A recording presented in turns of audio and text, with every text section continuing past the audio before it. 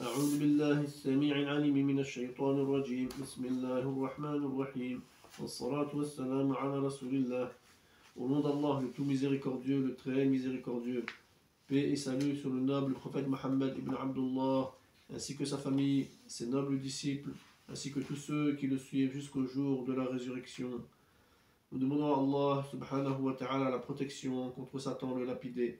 Celui que Allah ta'ala a guidé, personne ne peut l'égarer.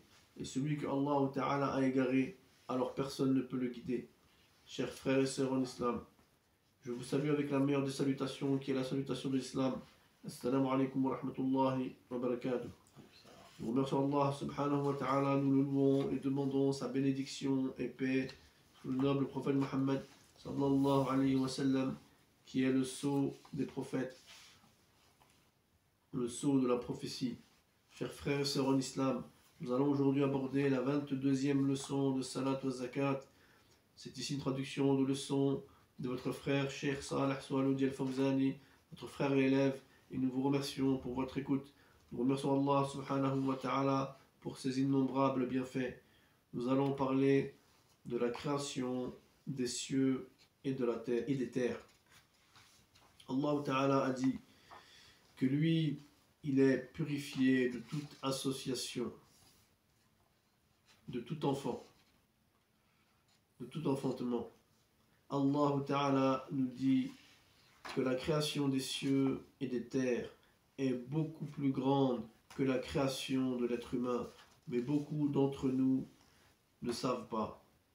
C'est pourquoi nous remercions Allah Ta'ala et le glorifions et demandons sa protection contre Satan le lapidé. Paix sur le prophète Mohammed sallallahu alayhi wa sallam. Allah Ta'ala, c'est lui le créateur, Al-Khaliq.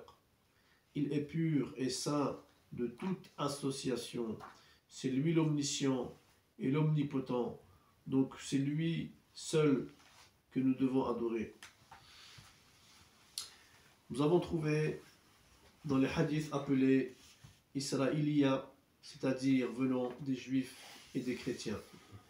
À ce sujet, le prophète sallallahu alayhi wa sallam nous dit: ne leur dites pas, ou bien ne les rendez pas véridiques et ne les démentez pas. C'est-à-dire que les hadiths qui nous sont rapportés des juifs ou des chrétiens, il ne faut pas dire c'est vrai, il ne faut pas dire c'est faux. Les chrétiens et juifs ont falsifié leurs paroles. Certes, nous le savons. De plus, ils ont infiltré chez les musulmans pour transformer des hadiths authentiques de l'islam en islam pour les rendre hadiths falsifiés. Donc voilà pourquoi dans la charia, c'est-à-dire dans la législation islamique, tout ce que nous trouvons des hadiths israéliens, venant des juifs et des chrétiens, qui parlent de la charia, c'est-à-dire de la législation, de la loi. Par exemple, on trouve dans la charia que celui qui fait la fornication, il faut le frapper. Celui qui boit l'alcool, il faut le frapper. Le voleur, il faut lui couper la main. Le tueur, il faut le tuer. Celui qui gâte la prière, il faut reprendre la prière. Celui qui rompt le jeûne de Ramadan, il faut le réparer. Tout ceci, ce sont les règles de la charia, la jurisprudence dans l'islam. Si on trouve un hadith venant des juifs et des chrétiens qui vient contredire la parole de Allah Ta'ala ou du prophète sallallahu alayhi wa sallam, nous ne prendrons pas leurs hadiths et nous ne touchons pas à ces hadiths. Les hadiths qui racontent des histoires et qui font monter la foi, ces hadiths sont acceptables. Mais les hadiths qui, même sur l'histoire, qui ne vont pas dans le sens de l'augmentation de la foi, nous ne prenons pas ces hadiths. Tout hadith qui vient contredire la charia et notre jurisprudence, nous ne prenons rien du tout de ces hadiths israéliens. Chers frères et sœurs en islam, nous avons pu tirer un hadith israélien qui nous parle de la création des terres et des cieux. Nous allons pouvoir faire un tafsir dessus, une explication. Inch'Allah ta'ala. Notons que certains savants disent que ce hadith est mawdou' ou bien faible. Mais comme nous l'avons dit, si c'est pour l'augmentation de la foi dans les hadiths d'histoire, nous pouvons travailler avec, Inch'Allah ta'ala. Il a été dit dans ces hadiths, nous sommes créés et Allah nous a mis sur la terre. Première terre ou bien septième terre. Certains disent que c'est la première, d'autres disent la septième. Il y a une divergence à ce sujet. L'essentiel est que nous sommes sur la terre où Allah Ta'ala nous a mis dessus. Donc les savants disent que Allah Ta'ala a créé la terre, a posé les 7 terres sur les épaules d'un ange. Et l'ange aussi se repose sur les 2 cornes d'un gros taureau. Ensuite, le taureau, lui, se repose sur une pierre. La pierre aussi se repose sur une grosse montagne. La grosse montagne se repose sur un grand poisson. Le grand poisson provient des 7 mers. La mer est au bas du arsh de Allah Ta'ala. Le arsh est donc le trône de Allah Ta'ala. Donc ils disent que ce poisson-là, chaque jour, les malaïkas, les anges, viennent le nourrir avec 1000 poissons. Donc il mange.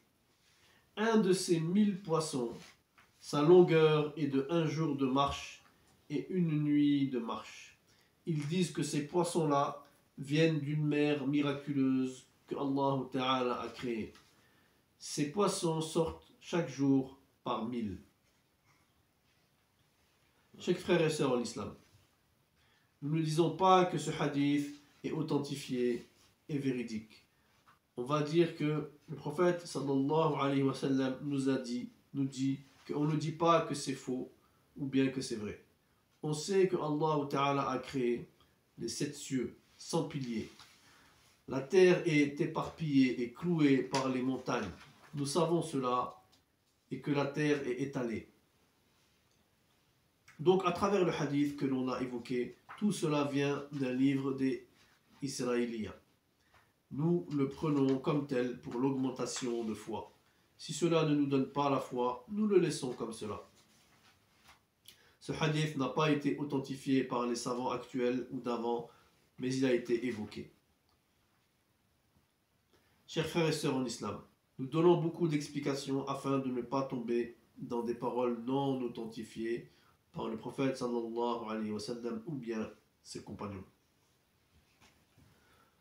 Chers frères et sœurs en islam, Allah Ta'ala nous a posé la question. La création des cieux et des terres est plus grande que celle de l'être humain? La réponse est évidente, que c'est la création des cieux et des terres qui est plus grand encore. Sachez, chers frères et sœurs en islam, que Allah Ta'ala a créé 3 choses de ses 2 mains. Ici, petit rappel, Allah Ta'ala ne ressemble nullement à ses créatures. Donc, nous disons comme il sied à sa majesté. Sa ressemblance équivaut à sa majesté. Donc je répète que Allah Ta'ala a créé 3 choses de ses 2 mains. Tout le reste c'est par kun fayakun, c'est-à-dire qu'il a dit soit et la chose est devenue. Donc les 3 choses évoquées, créées par Allah Ta'ala sont Adam alayhi salam, le paradis pendant 40 000 ans et l'enfer pendant 3000 ans. Pourquoi 3000 ans? Ceci a été rapporté par Abu Hurayra radiyallahu anhu. L'enfer a été attisé pendant 1000 ans jusqu'à ce qu'il est devenu rouge. Ensuite, il a été attisé pendant 1000 ans jusqu'à ce qu'il est devenu blanc. Puis il a été attisé pendant 1000 ans jusqu'à devenir tout noir, comme l'obscurité. Ce hadith a été jugé par Albani.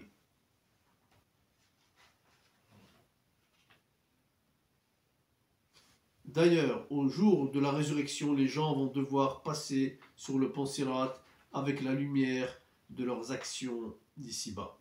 Dans la sourate Al-Hadid, la sourate 57, au verset 13 et 14, Allah subhanahu wa ta'ala nous dit: يوم يقول المنافقون والمنافقات للذين آمنوا انظرونا نقتبس من نوركم قيل ارجعوا وراءكم فالتمسوا نورا فضرب بينهم بسور له باب باطنه فيه الرحمة وظاهره من قبله العذاب. Le jour où les hommes hypocrites et les femmes hypocrites vont dire Amanu, c'est-à-dire à ceux qui croient, attendez que nous empruntions un peu de votre lumière. Il sera dit, revenez en arrière et cherchez de la lumière.